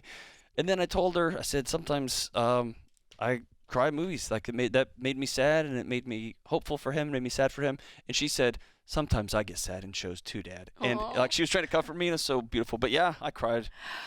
Oh, Man, well. It's a good one. Well, thanks for ruining that for me, and Rachel. a good book. I'm sorry. I didn't mean to say that. It's so funny. Dave, he's a crier sometimes, and he loves babies. That's another thing that people don't know about Dave Ramsey. I do too. Gosh, give Dave an infant, and I do too. Takes the baby from you. Takes the baby from you and holds the baby. So funny. Okay. Up next, we have Jennifer from Dayton. Hey, Jennifer. Welcome to the show. Hi, guys. I'm so happy to be with you. Thanks for calling. How can we help? Okay. So we went through the Financial Peace University a couple years ago, and I'm excited to say we are on baby step 3, saving for our 6 months emergency fund. Congrats. Thank you. And I've done the math because I'm a planner, and I know it's going to take us 24 months to fully fund that for 6 months, and so I'm very excited about that.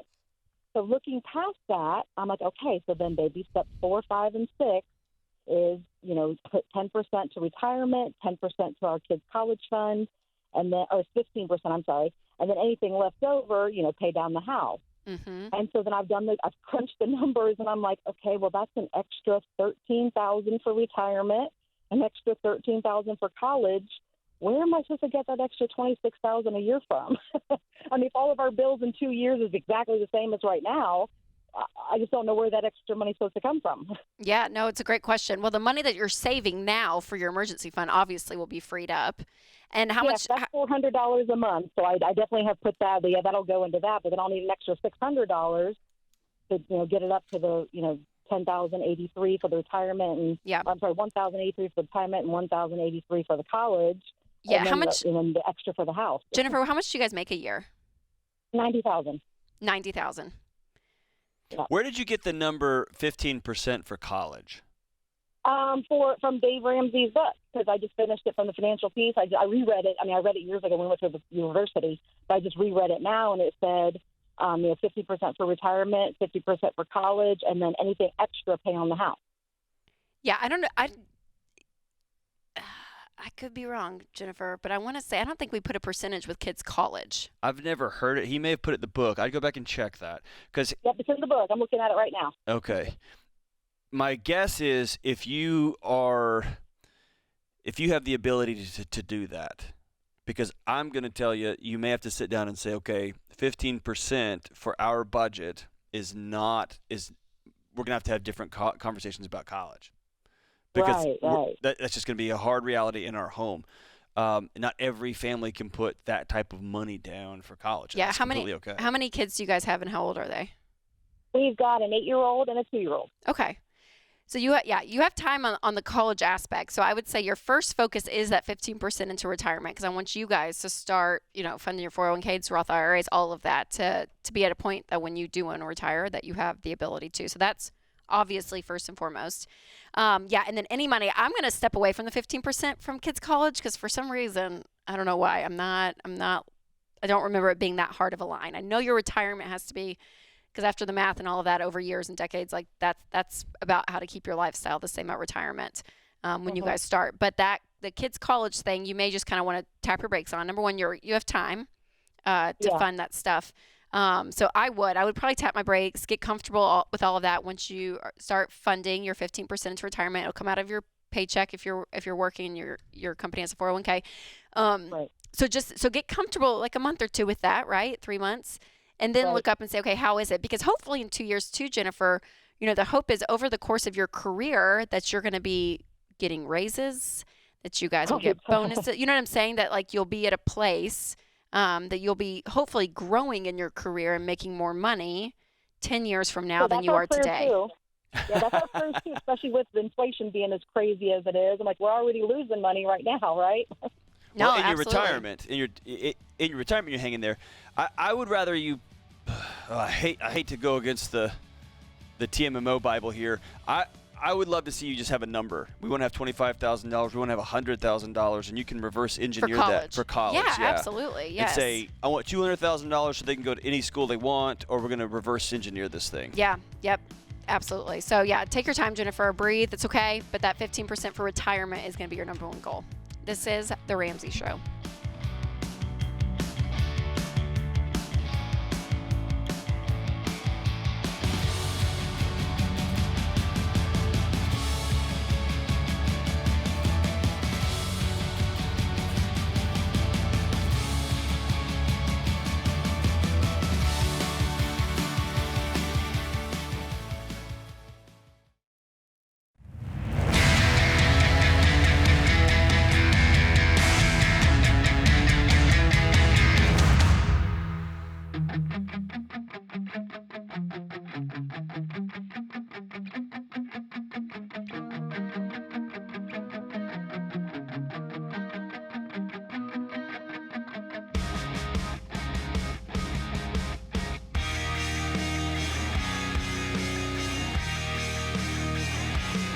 Find out for yourself why Blinds.com is the #1 online retailer for custom window coverings.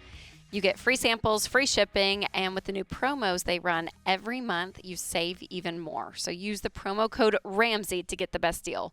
Rules and restrictions apply. Today's question comes from Ethan in South Dakota. Ethan writes, my wife and I have been married for 2 years and are in baby step 3. We agreed that we would have my mother-in-law, our last living parent, live with us when she needs care as she ages rather than putting her in a nursing home. With a nudge from us, she has just started contributing $40 a month to her company 401k. She is 55 years old and earns between $15 to $20 an hour, and we have mentioned it's important to start contributing now to help her offset her retirement costs. We're happy to help contribute into mutual funds. However, she does not seem to feel the same urgency we do. Any thoughts on how we can get her to contribute to her own upkeep? Number one, don't refer to your mother-in-law as a lawnmower. She's not, What? She's not her own upkeep. Like, she's not like an appliance. Oh but yes, don't use the word own upkeep. Okay. Her own. Well, I think it's hard to make someone have a sense of urgency that they don't have themselves, right? Psychologist, Dr. John? Well, so number one, she's making $15 to $20 an hour. She's an hourly employee, and she doesn't have a lot of money to begin with, right? So this sounds like it's a practice more than a principle. The second thing is I want to go back to what y'all decided early here in your marriage. When she needs us, we'll be there. That's where the period at the end of that sentence is. Y'all have made a value statement on that's a cornerstone of your relationship. Y'all have made it early on. If this, then we will, right? Fill in the blank. And so now you're just talking about what kind of contribution, what kind of extra support is going to be in there because y'all have already made a values choice. Man, you're right. You can't. I mean, what are you going to say? Hey, you're going to die someday, and we want you to take more of your already incredibly limited thing, or you need to go get another job and make more money, right? I mean, you can sit down and have those conversations. Those are going to be hard, and they're all going to come to, or what, right? Like, or what? Are you going to really not take her in, right? Those are just hard, and they're a recipe for fighting and for, hey, why are you spending money on that? I mean, you know what I mean? It just becomes a caustic relationship mess. Yep, absolutely. So that boundary they set, you think has created or that door they've opened, I guess not really a boundary, but hey, you can live with us in the future. I think they decided that. And what's important about it is they decided it, which means they are going to be responsible for taking care of this thing. Of her, yep. And it would be great if she came with $1 million in a 401 to help build the addition on the house and to pay for all the in-home nursing care and all that. It's not going to happen. Yep. It's just not going to happen. Yeah. So, I mean, really, yeah. I mean, I would encourage her. She needs a different job. I mean, if she's 55 and doesn't have retirement and she's making $15 an hour, it's not going to be sustainable. Like, it's just, it's not. So, she either needs to find 2 more of those or find something different, which is always uncomfortable. And I always kind of hesitate. And I don't know why. I always feel bad saying that because by the time you're 55, you've had your, you've lived enough life that you kind of feel like, okay, I should be good now. And when you change something as big as a career, it is uncomfortable and it's not fun, but that's, I don't know. I think at the end of the day, though, Ethan, like you have to be able to. You're going to have to make peace with, y'all are going to be footing the majority of this. She's 55. She's making $15 an hour. She's making $40 a month. And it took a nudge from y'all just to even to get any sort of contribution. The other thing you can do is sit down and say, hey, we'd love to come up with a game plan with you. Would you be willing to do that with us? Yes. And we want to talk about your will. We want to talk about your long-term care insurance, which is a big thing that y'all can start spending. When she's 60, yep. Any number of, hey, let's map this thing out. So in 70 years, here's how much we're going to have. We're going to call a SmartVestor Pro to sit down. Any of those things could be, hey, we want to just make sure we're all in the same plan. You're our last living parent, and we want to honor and love you the best we can. But you're dealing with just math here. And at this current job, that's just not going to go very far. That's right. All right, up next we have Mark from Wisconsin. Hey, Mark, welcome to the show. Hey, thanks for having me, guys. Absolutely. How can we help? Question for you. In July, I lost my job, and it's okay. I have $600,000 in a traditional 401k there. So my question, I'm able to leave it there. Last year, I made almost $100,000. So should I leave it there? Roll it over to my new job, or we just recently paid off our house. Oh, congratulations, man. Thank you, sir. Or thanks, guys. We still have like $13,000 of debt on a truck, but otherwise we're debt free. So we started just a normal IRA through Edward Jones. So my question is, should I leave my 401k where it's at, move it to my new job, or roll it over to the other company? Yes. So rolling it over, to a traditional IRA, sitting down with the SmartVestor Pro 2 will help you kind of navigate all of that. But being able to you could roll it over to the new company, I would roll it over to just the traditional IRA, leave it there and start new with your company, but don't take any of that out for the truck. I heard you say, and you guys did awesome. You're completely, you don't have a mortgage or anything, so you should be able to knock out that truck payment, but do not use any of that money for your debt. So here's what I did in my life. So I have had multiple jobs at multiple different universities. I called the SmartVestor Pro. They pulled all of them from the other different places. At this 401 here and this 403B over here, we rolled them all into my own individual retirement accounts. And they split them up in the ways that we teach here. Mm-hmm. And then I've got another one with Ramsey Solutions. That's a separate account, right? And that keeps everything clean and simple. And when Dave fires me, which let's be honest, I will take what's here and I'll roll that into the other one too, right? Yes. Hopefully Dave doesn't fire me. Rolling it over. That's right. All right. We have Karina from Orlando. Hey, Karina, welcome to the show. Hi. Thank you guys so much for taking my call. Absolutely. How can we help? So my question is, I am about $42,000 in debt, and I am just starting the program now. I'm in baby step 1. Welcome to the gang. So that's exciting. Yes. But looking at my debt story here, one of my debts is my car loan, which is about $15,000 right now. Okay. And it is I bought it used, and it's already at 88,000 miles. My question is, should I just sell the car, tackle that loan or get another car. My concern is getting a beater car and then having a lot of maintenance issues because, I won't be able to afford anything better, and Sure. I don't have anything saved. Yeah. What do you make a year, Karina? I make roughly about $72,000. 72. Okay. Yeah, the car is not a huge. It's not a huge factor in that because we really say if you can pay it off in 18 to 24 months, is really our rule of thumb. And so for you with your income, I think you're going to be able to do that. But you're going to want to do the debt snowball. So what other debt is the $42,000? Mainly student loans, some credit card as well. Okay. And one in collections from an insurance company. Okay. So that car is kind of in the middle toward the end of your debt snowball? Okay. Yeah. I mean, if I were you, I think it's fine. I mean, if we were talking about a $30,000 car loan, I would have a different answer for you. But at $15,000, I think you can pay it off in 18 to 24 months. Okay. And right now, not that you would make this a huge factor, but it's always something to think about that specifically as we're speaking, the market is just insane with cars. So honestly, having it, the miles don't scare me. The 88,000, I think you're fine.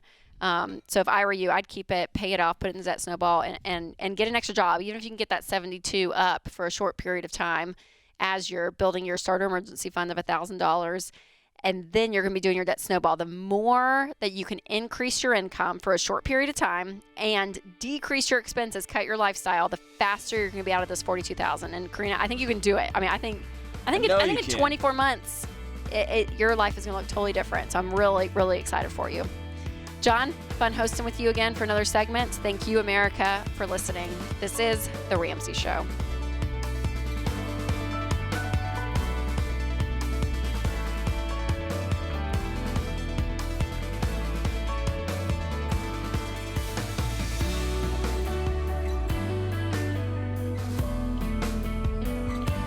Hey, it's Rachel Cruz, co-host on The Ramsey Show. If you want to do your debt-free scream live on the show, visit RamseySolutions.com/debt-free scream. We'd love for you to come to Nashville and tell Dave your story. That's RamseySolutions.com/debt-free scream.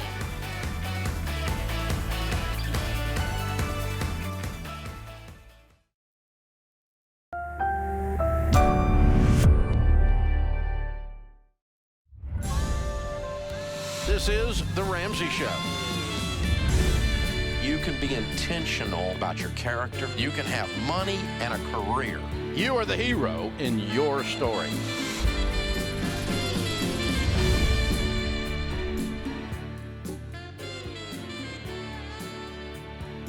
Live from the headquarters of Ramsey Solutions, this is The Ramsey Show, where America hangs out to have a conversation about your life and your money. I am Ramsey personality Rachel Cruz. Alongside me today, Dr. John Deloney, and we're here to answer your questions all about your money, your life, your relationships, anything and everything. We are here for you. So we're going to go right to the calls this hour, and Jason in Cleveland is up next. Hey, Jason, welcome to the show. Hi, guys. Thanks for having me. Absolutely. How can we help? Yeah, looking for another set of ears on our situation. So my wife and I have $87,000 left of student loans. We had $200 to start the plan. Wow. We're paying about $4,000 a month, so we're getting after it as best we think we can. We had a 5-month-old along the way now, so wow, congratulations. How long have y'all been on this, man? About 2 years since we got married. What were the loans? What'd y'all go to school for? My wife's a veterinarian. Okay, all right. So you need some extra ears, you said, to of encouragement. What do you need? Because you guys you've been at this for a long time. Long time. Yeah, it's a long haul, and not really sure if I can't imagine an hourly job would make much of a dent in the progress that we are making. So are we just in the grind, I guess, and need to finish this out, or any other suggestions on how to attack this better? How much you guys making a year? About 175. Okay. And you have 87 left. Yep. Yep. Mm-hmm. Yeah, I mean, this is kind of the part of the debt snowball journey where it can start to feel a little defeating because the normalcy of the sacrifice is like setting in, right? Like people that can do it, and they kind of do the shot in the arm for 9 months, and it's like we can do anything for 9 months. But when you look at 6 figures of debt, it's a longer process, and that's why we kind of say it is that marathon. It's not a sprint. Did you run some numbers? Were you? Yeah, I was just looking to see. So I've been there paying off 6 figures of student loans, and you're sending these massive checks, and there's that feeling, we make too much money to be living like this. Is that what y'all are feeling? Yeah. It's just exhausting, and it's putting life on pause for 4 years. Yeah, I ran the math. So at your current payoff, it's 4 years. Here's another way you could look at it. So I get that when you're putting $4,000, working extra jobs to pay another $1,000 a month can feel like a beating, right? But if you think about it this way, every 4 of those you get a month back, right? So if you work extra jobs and you make another $1,000 a month, every 4th one of those you've just earned a free month, or you've got ahead a month. So it's going to take you a little bit longer to catch up. But if you do it 4 and then 4 and then 4. So you see what I'm saying? You're accelerating your process, and you're going to be, is that 4 months ahead by the time you pay this off? So you'll have moved up, and if you can do more than $1,000, you're talking you've moved up, you knocked 6 months off by just getting an extra $1,000. What do you do for a living, man? I'm a PM in healthcare industry. Okay. Man, if there's any possible way for the two of you, she can work on Saturdays, pick up Sunday shifts, and you'll take care of the more domestic stuff at the house, whatever that looks like for y'all. Man, I would much rather. Here's what I did. I took on an extra 2 jobs. My wife took on a second one, and we limited our expenses to basically 0 because I couldn't do a 4-year sprint. I can't run that far for that long. And so we did everything we could in short order to get it done. And so I think it's worth it to suck it up and figure out how can we scratch and claw our way to $1,500 or more a month, and you're going to knock off at least half a year, if not more. Yeah, and it's that. It's the worst. Continuing to be in it, but what's hard too is it's like that, a little bit of the math game, like what you're saying, running the numbers of what you can, but then feeling defeated at the same time too with the interest, all of it, right? So it's just like continuing that almost anger toward the situation that you're like, I'm so done. And because I'm that done, I'm going to channel all that anger and get mad at it and get it out that much faster. But it is a complete journey. I mean, you keep on going, and it's day in and day out, and that the little sacrifices, they do make a difference. It's those little things and that you don't think add up. And it works the other way. With the expenses side. Is there a way to cut expenses, right? And it's hard too, Jason. You guys added a baby in the mix too. So I'm like, your whole world has been turned upside down with this new little one in the home. So I'm like, you're exhausted. I mean, all of it. So there's a lot of life. We hear that and empathize with that. I've been there. Oh my gosh. We're telling you to keep pushing. But thanks for the call. All right. Next up, we have Kathy from Williamsburg, Virginia. Hey, Kathy. Welcome to the show. Hi, Rachel and Dr. John. Thank you so much for taking our call today. Absolutely. How can we help? What is my responsibility, especially in terms of starting a probate process? Who passed away? My mom died on Friday evening. I'm so sorry. Oh my gosh, Kathy! Like just over the weekend. Just over the weekend. I'm so sorry. Were you expecting it, or was it unexpected? Let's just say she went downhill quickly. Oh, I'm so sorry, Kathy. My plane ticket on Saturday was supposed to go see her in the hospital. Oh. And then we got the call Friday night. Oh, I'm so sorry. So my husband and I, who are sitting with me, we've been Dave followers for about 5 years, but the rest of my family is not. Okay. So she did have a will that was dated 2003. Okay. She has outstanding debt, minimal assets. She has a mobile home, a trailer that she's lived in. Okay. that costs, I don't know if it was $5,000 when she bought it. Mm-hmm. She'll get a Social Security check here the middle of April. As I said, my husband and I are Dave followers. Her legacy drawer was essentially 3 grocery tote bags that were on a hook in the bathroom in the trailer. So going through all that, finding all of this paperwork. My brother, who lived with her, does have access to her debit cards and her accounts. And I don't know what I am supposed to do. Well, here's what I want you to do. I want you to hang on the line, and we're going to go to a break right here. And when we come back from the break, we're going to unpack this, and we'll walk you through the step-by-step. Yeah. I am so sorry. Hold on, Kathy. We'll be back with you, okay? Ugh, this so is sorry. The Ramsey Show.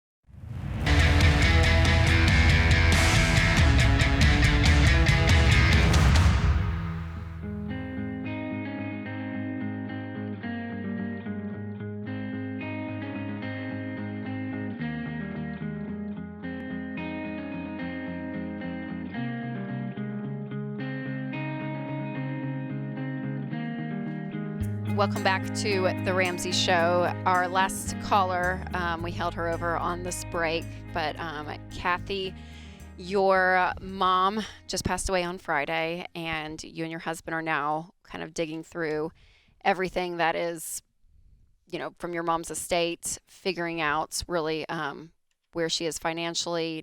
She didn't really have much of what we would say a legacy drawer, which has all of your important documents. So you guys are in the process of grieving and trying to help the situation with your family, with your mom's passing suddenly. So is that a fair recap, Kathy?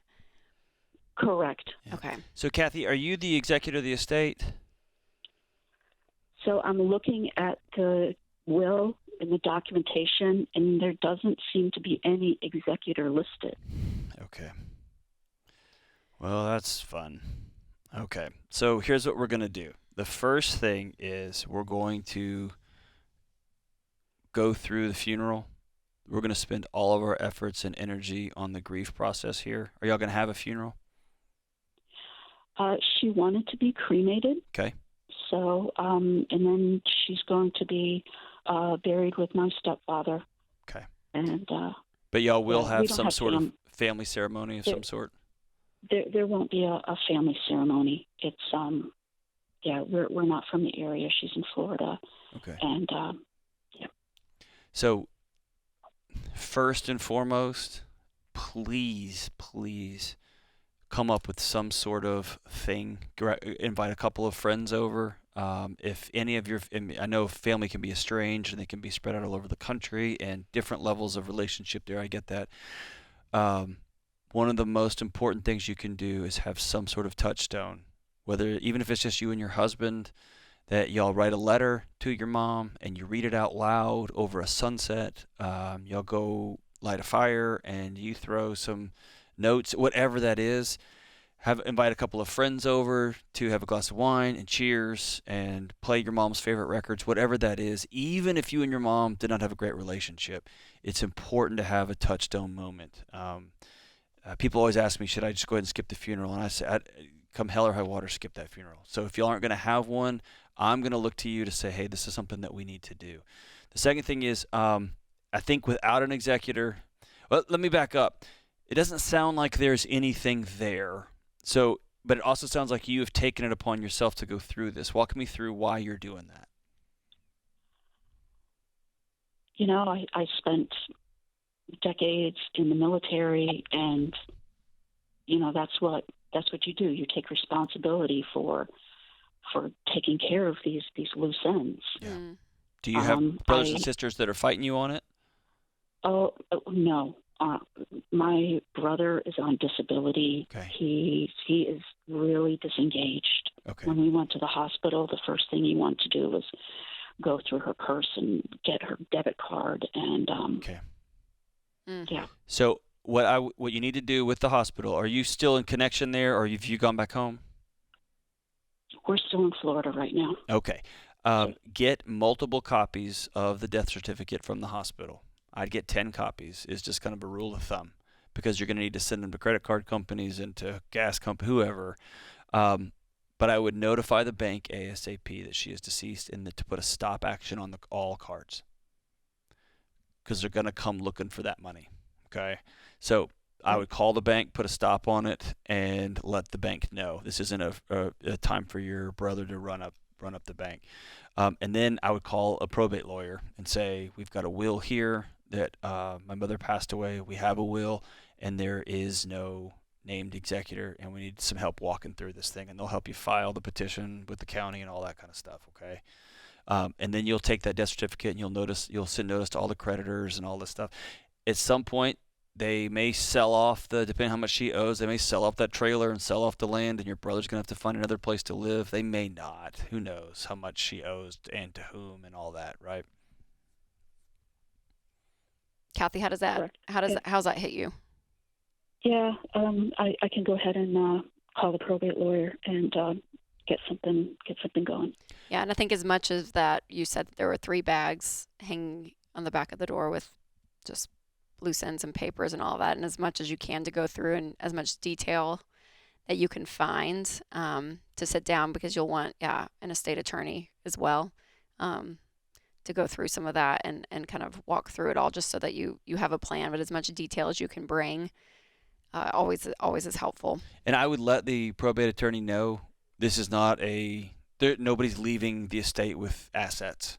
This is going to be an asset-free dissolution of this estate. And so I'm not going to come in here. You're not going to make $10,000 off of us. We need to come up with a small fee that we can help you untangle this, and then we're going to settle these debts, and then we're going to move on. And we're going to step away from this. And at some point, your brother, if he is disabled and unable to act for himself, then you've got to figure out what comes next there. If you take over power of attorney for him and medical power of attorney, all that kind of stuff. If he's disabled, but he's still receives his Social Security check, and he's still, or disability from the military, he's still doing his thing, then you and your husband grieve. Mm-hmm. But please don't leave Florida without some sort of small ceremony, some sort of touchstone that y'all can start there. And then we'll settle this thing and head back home. And I'm so sorry. Rachel, the number of times I sat with somebody, the nuts and bolts of a loved one passing is so hard. Oh, well, because that phone bill still comes, and that electric bill still comes, and it's just like somebody hit you in the face and hit you in the face. It just keeps coming.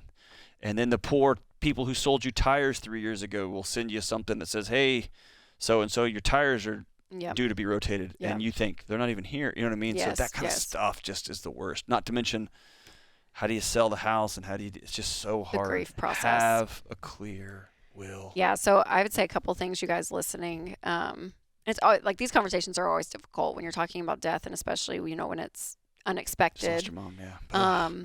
But to remember that there are things you can do now for your family to love them really well if something were to happen to you. And I love what she said of just taking this responsibility. She's taking this on for her mom. But if you're listening, things that you can do, we call it the legacy drawer, but to really, though, if you haven't, tonight, sit down and find all of the important documents that you need, that if something were to happen, your spouse, your family member, your grown kids, anyone can pull out a drawer, that there is a file and everything is right there, that you're not going through and finding all these random places and half of it's not there, and it's a bank, place over here, a security deposit box, and you don't know, it can just be a disaster, because to the point that if something were to happen, the grief process is so huge, just emotionally, the toll it takes on you of losing someone that you love. And then you're having to throw into like these logistics. She's not even, she's 3 days. Yeah. And she's having to sit here and think about attorneys and all of it. Like, it's just hard. So anything you can do on this side to really help set your family up is really to love them well. And here's what a legacy box. There's digital ones now they're coming out with that are amazing and awesome. And the old school one, like I have in my house, like my dad's got in his house, is I got a fireproof box with here's what the life insurance policy is, here's what the will is, here's where these things are, so that anybody who title comes of cars, has to come to real my estate, house. That's anything. right. Yep. And who's going to come to my house and go into my home because I'm no longer alive, and is going to have to figure out what to do next. And I got 2 little kids. I want it to be right there. All of right? it, And yes. here's who to call. Here's the right person. Here's the numbers to those people. And I don't know. It was one of the more peaceful exercises I've been a part of. Going through the numbers and the stuff and the this and put it all together. I just felt at peace. And I'll give props to both sides of our family. My parents have done this, and Winston's family has done this, where they listed out everything. Yeah. And it's just like, man, the intentionality is so great. So that, you guys, if you don't have life insurance, get term life. If someone's dependent upon your income, I mean, again, these are not fun conversations to have, but think about it, plan about it. This is part of your financial legacy. So press into this stuff and really leave a great legacy to your family. This is The Ramsey Show.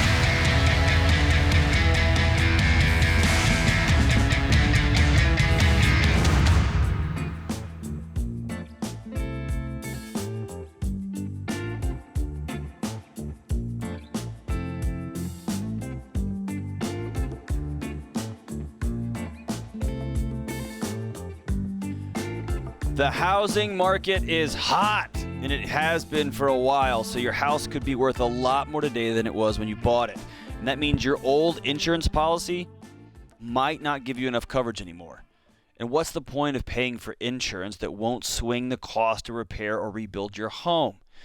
Oh, that would make me insane. Oh, if you lost your house in a fire and you show up and they're like, yep, here's your check. And you're like, they only cover half the cost. And you're like, well, I don't know how to say this in insurance terms, but sucks to be you. Sorry, lumber's up. And you're like, oh. Now, some policies will automatically raise your coverage to cover rising home prices or material costs, but not all of them. If your home's value has gone up or it's been over a year since you checked your homeowner's policy, talk to one of our endorsed local providers. Our ELPs are independent agents who will compare multiple policies to find the best coverage. Visit RamseySolutions.com/home and find out why they're Ramsey trusted. They put you first. RamseySolutions.com/home. All right, so Rachel, during the break, James brought this in. I think it's right along what we were talking about. It's an article. More than half of Americans feel embarrassed talking to others about their finances. Mm-hmm. So something, when I was counseling clients in counseling practice, dude, within 2 or 3 sessions, they would talk about their sex lives. They would talk about things they liked, things they didn't like, intimate stuff. They would not talk about debt. How much debt do you have? They'd just be like, I'm not ready. Like, it was such a core thing. And it's been a long time wondering why. And the only thing I can come up with is it's a actual metric scorecard. Yes. You know what I mean? You've said this before, and I think it's so It is true. like you can't hide. You know what I mean? Like you say, like, I love English class because I can just write a good essay and kind of tell you what I feel about it. Math class was hard, dude, because there's a right answer and a wrong answer. With debt, like, I know there's a number here. And most are not sure why money talk may be taboo. Respondents say that the most controversial money-related topics are about their parents' finances, debt, and wills. Debt in 51% said parents' finances. Debt was 45%. Yeah, one and out of wills, two. 43%. Debt in particular is such a taboo topic that nearly 3 in 5 people distort their actual money situation. They lie about it. On social media. I love this. They distort it. No, they lie about it. They can't talk about it, to appear that right? they're financially stable, 58% of people. So like, I will say this. One of the things that your parents gave you, that my parents gave, we just talk about stuff. You got to talk about your will. This show is ruined me because when someone asks a question, I'm like, well, how much do you make and how much debt do you have? Like, in real. But I mean, really, I'm like, you just get so used. It's not a taboo. Yeah, I'm like, I don't know. It's like numbers. You're gonna die. So I'm numbers. So like, let's just go. Yeah. Yeah. And are you gonna choose not to, or are you gonna choose to, and have that conversation? But wow. But it's tough. Okay, so I thought this was so funny. Although 3 in 4 of the respondents, 76% say, I'm an open book. Ask me anything. Ask me anything. And in reality, 63% say they actually have never discussed money at the dinner table.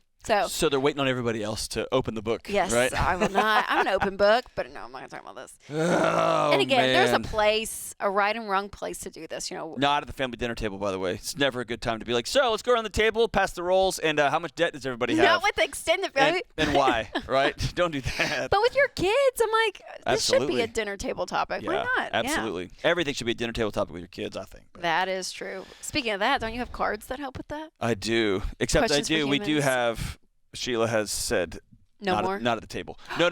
No, not the cards all day long, but there's certain topics at the table. She has said, John, not at the table. And now my kids, I'll bring something up and they'll be like, not at the table, Dad. And so you can guess it's usually body humor. But but hey, listen, let's just start norming this. Talk to your parents about their financial situation, where they are, how they got to where they are. Start the conversation like this. Hey, I'm in my 30s, I'm in my 40s. I just need some wisdom. Will you walk me through how and why you did what you did when it came to money? I'm just trying to learn. Everybody likes to be a good teacher. When you talk about, hey, this is how much debt I have, will you talk to me about how much debt you have? So it's like, hey, I've got this much debt. I don't know if this is good. I don't know if this is bad. Can we talk about it? Hey, do you have a will? Like, I want to honor you when you're gone. And we've never talked about this. And I know this is hard. And I'm not trying to whatever. Can we talk about it, right? Yeah. And parents, please give your kids the gift of conversation and openness. Get a will, right? Talk about your debt. Talk about finances. Just be honest and open. That's right. All right, up next we have Micah from Memphis. Micah, welcome to the show. Hello, can you guys hear me? Yeah, we can. Yeah, how can we help? All right, awesome. I wanted some advice. I'm about $10,000 upside down on a car that I never got, and I also have about $15,000 in student loans. Okay. And my current salary, how much I'm making now, is about $30,000. And so year? the car is worth $30,000. Okay. Yes, $30,000 a year. Mm-hmm. The car is worth about $32,000, and Kelly Blue Book is saying about $22,000 to $23,000. Micah, what kind of car is it? It's a Mustang. Of course. Yes, sir. I love that you laugh before you know. You got a car that is exactly your annual salary. What was in your head, man? I don't know. So I walked in. They just gave me a call. I was doing fine. I had a nice little Corolla, and one day I got a call. And they said, "Hey, come in. You might be able to get a nice trade-in." And nice trade-in. Oh no, yeah, man, they got you. Hey, here's the good news. Before Rachel's gonna walk you through it, what will you never do again? Nothing close to this. There you go. See, hey, how old are you, Micah? Close to this. I'm 24, and I'm still at home with my parents. Way to learn early, Brother, though, Micah. Listen, I was doing stupid stuff like this into my 30s, so you won life. You won life, man. You made it. You made it. Good for you. Oh, my God, that's so great. Well, I'm glad you called. Okay, so in this case, I'd sell the car, and you're going to have to just take out a loan for the difference. So instead of a $32,000 loan, you're going to have a $10,000 loan, but no car. So that means you're going to really have to do you have any money saved? Anything? I'm broke. I'm zero. Okay. So you're gonna have to do though is you're gonna need a car. It's not gonna be a pretty car. It's not gonna be a Mustang. It's not gonna be a $32,000 car. We call it a beater around here. So this is a $2,000. You're gonna go back to that Corolla. It's an older Corolla than the one you have. Yeah. You're gonna go back a little bit, but that's okay. Only for a short period of time, Micah. Only for a short period of time. Right. Replace that car, and then you're going to start working on this debt. So you're going to have, $25,000 in debt, and you're making $30,000. So I want you to. Can I ask what you do for a living? So that's the other thing. So right now I'm working just as security, but Lord willing, in 2 weeks I start another job. that's Nice. matching. That's making another 30,000. There you So go. I'll be at 80 hours. I'll be at 80 hours per week and 7 days a week. I just want to get it over with. That's what I'm Micah, talking we're about, clapping Micah. for you. Get it, man. Yes. Oh my God, you're gonna double Your salary. your life's gonna look your life's gonna look different so soon, and I'm so excited for you. So yes, I would get rid of the car, take out a loan for the difference, and then you're gonna have $25,000 that you're gonna be working on. You're gonna pay off that car loan first. You're gonna first get an emergency fund of $1,000, then working to pay off that $10,000, that 15, but making 60. And are you single, Micah? Yes, I'm single. And I'm still at home with my parents as well. Yeah, that's great. Well, you're the expenses, which means are low, so you're gonna be able to knock this stuff out. What was your total so debt? fast. 25,000. 15 student loan. 15 student loan and then 10 if I sell the car. You sell this car. Okay. So when I sell the car. There you go. I like Micah. it. So 15 is 25, and you're still with your parents. On this day, in one calendar year, you are debt-free, sitting in your new apartment that's you got all on your own, and you're going to call the show, and we're going to cheer you on. Is that cool? You got 1 year of hellacious grind ahead of you. Yep. Hang on the line. We're going to send you a 1-year subscription to Ramsey Plus to jumpstart you because we believe in you and we love you, man. So we're going to send you Ramsey Plus. It's got all the FPU videos. It's got the Every Dollar app in it. It's got all the stuff that's going to launch you through this year to keep grinding and grinding and grinding. Micah, you got this. Yes. You're awesome, man. I hear the resolve in his voice. I'm over. pumped for you. Pumped for you, Micah. Thanks for calling. This is The Ramsey Show.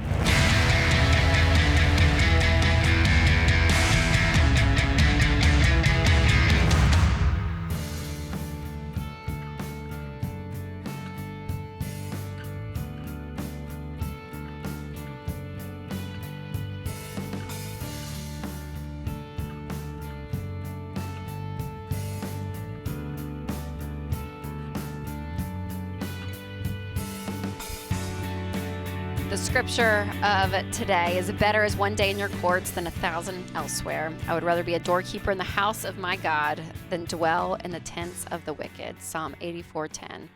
I don't know that there are any shortcuts to doing a good job. Sandra Day O'Connor. All right, up next we have Lexi in Dallas. Hey, Lexi, welcome to the show. Hi, how are you? Doing great. How can we help? Okay, so I'm having a little debate with my mom right now. My husband and I got married last year, and we didn't have a wedding. And so next year we're thinking about having a destination wedding, but we want to pay for everybody to go. So that's generous. Is Lexi. the destination like a movie theater? What's the destination? Are we invited? Yeah, I'll Lexi, come. Lexi, we'll come. I'll come. We'll come. I'm in. We're trying to go to either Destin or to Hawaii. Whoa. Well, those are Hey, I'm gonna tell two. you this. You are way, way better friend than I am. way. How many people, Lexi? We're just having a couple people. About 15 to 20 people. Lexi, I won't even send 15 to 20 postcards from my trip to Hawaii. Wow. John barely brings his children anywhere. Yeah. Jeez. Okay, so what's the debate about, Lexi? Because hey, you you could got have the money. You could have the money to do this. We're kind of just messing with you. But what's the debate? What's the question? The debate is it will be about 30 to 40,000 to send everybody, and I'm trying to tell her well, people spend 30 to 40,000 on a wedding for one day all the time. So that will be a 7-day trip. And so we just thought that it would be better instead of spending that much on one day down here with all of our family. We would rather take everybody, have everybody that we want there, and then it's a whole 7-day trip for everybody. Do y'all have the cash? So we will, by that time, we're still paying off debt. We'll be done in probably about a month. But we make about $200K a year. Okay. I mean, if you're debt free and you're making that kind of money, $30,000 isn't out of balance for a wedding. I don't think, is it, Rachel? I mean, no. I mean, yeah. I mean, my rule of thumb always is, if you have the money and it's not a crazy amount of your net worth, that you're able to do it. So yeah, I mean, 30 grand. It's not my. I'm gonna be Dr. John Deloney for a second. I'm just curious, like, see your your motivation behind paying for everyone, because destination weddings are a thing for sure. But I think a lot of people that are invited are expected to pay. Do you feel, for some reason, like responsible to do that, or is it just really just out of generosity? And you guys are making 200 grand a year. It's awesome, and you just want to be generous. Like, I just want to hear more about your motivation behind it. Well, yeah, because when we were thinking about having a wedding down here, we didn't think that it was fair for everybody to have to pay, for their own suits and their own dresses and everything. And because we were like, well, if we want people to be in the wedding, then we need to pay for them to be in the wedding. So I guess it's the same kind of motivation by bringing everybody down there. Like, if we want them to be there, why make them pay for such an expensive trip? Yeah. Well, so in my wedding, I had a similar thought. But instead of buying everybody's dresses, my wife told everybody to buy themselves a new dress, and everybody had something different. So that was just kind of the way it wasn't a themed thing, right? Or I had all the guys wear outfits that like they all had, right? And so there's ways around it instead of buying everything for everybody. And I think there's a difference between, hey, we're all getting together in Dallas for our wedding, we want everybody here, and they opt in or opt out, versus an all-expense-paid trip to Hawaii. Lexi, how old are you? 24. I'll be 25 in August. Okay, yeah. Whew. I mean, it's your money. I wouldn't, but that's your money. Yeah, And I mean, you have the ability to, because you guys will be debt-free, right? Will you have your emergency fund in place by then as well? Yes. Okay. Yeah, I mean, this is buying a nice car, on baby step 4, 5, and 6. I mean, I don't know. John is cringing over there. It's making me nervous. I mean, okay, gosh, I don't know why I'm like splitting hairs. Because Destin and Hawaii are two very different price ranges. Yes. So, go to Destin. How about that? Then I'll be happy.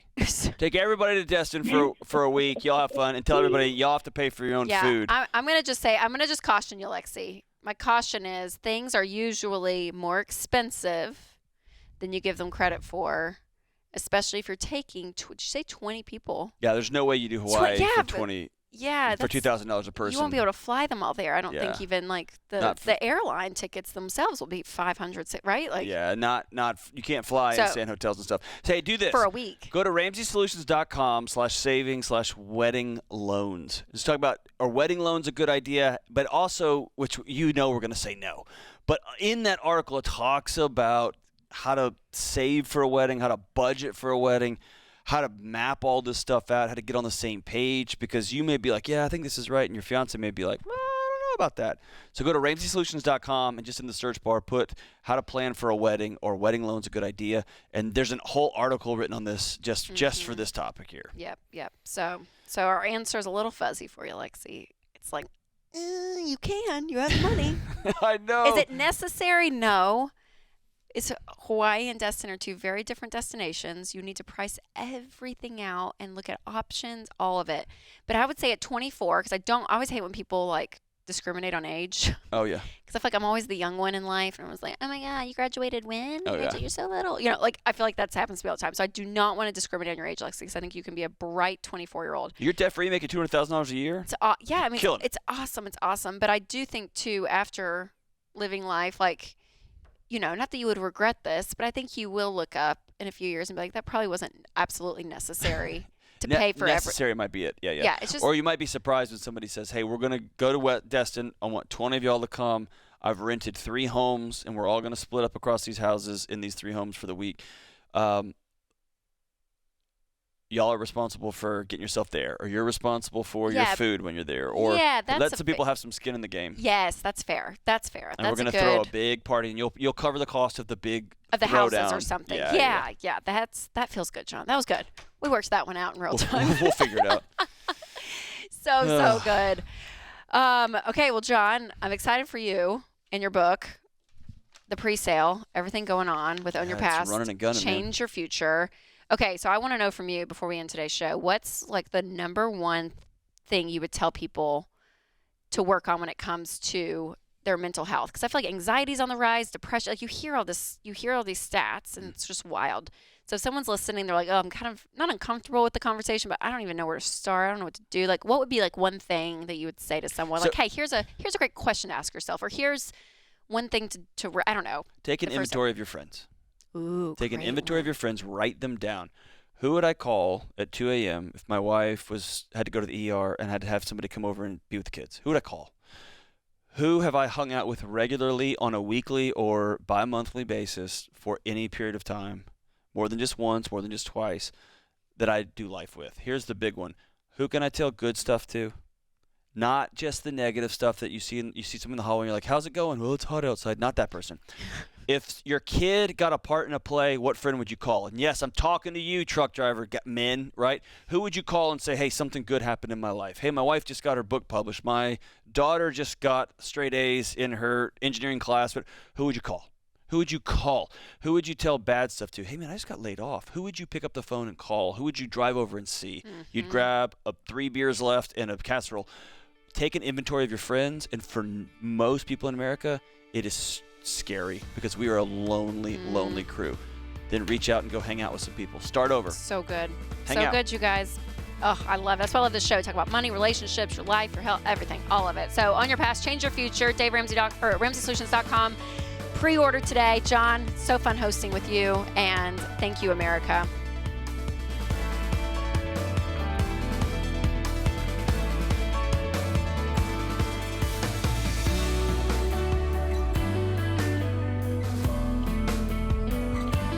Hey, it's John Deloney, co-host of The Ramsey Show. Did you know over 18 million people listen to The Ramsey Show every week? A lot of those people listen on one of our 600-plus radio stations across the country. To find a station near you, go to RamseySolutions.com/show.